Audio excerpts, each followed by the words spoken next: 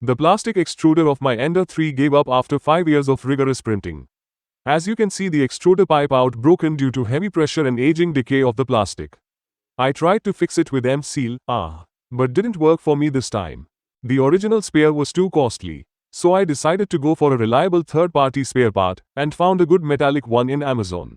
The purchasing link is provided in the description. I can guarantee the compatibility for Ender 3 models. First of all, preheat the nozzle head to around 200 degrees and remove the filament from the printer. In the next step, unscrew the tensioner pulley using the Allen key provided with the printer. Then unscrew the tension spring lock and remove the spring. Then move the lever to right and remove the flat head screw at left top.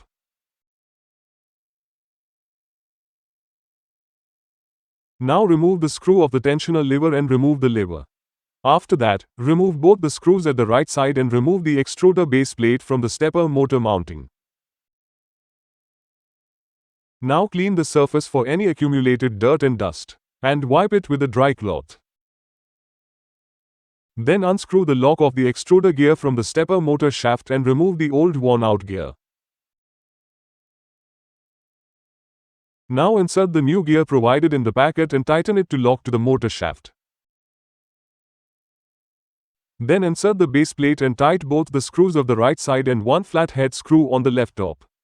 Now you can adjust the height and alignment of the gear with respect to the holes of the base plate. Don't forget to ensure the free movement of the gear inside the base plate housing.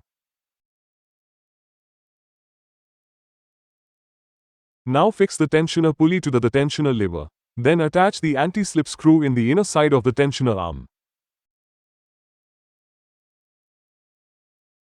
Now fix the spring holder into the base plate. Then engage the spring along with the tensioner arm and tight the arm into position with the screw.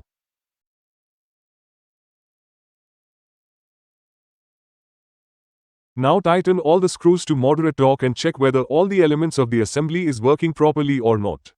This assembly does not require any screw housing, as the screw threads are cut inside the base plate itself. So remove the screw housing and insert the pipe out directly into the base plate threads and fasten it to a moderate torque. Now insert the filament and start printing your favorite 3D parts flawlessly. If you found the video useful, please don't forget to like and subscribe. You are welcome to ask any queries pertaining to my videos in the comment section.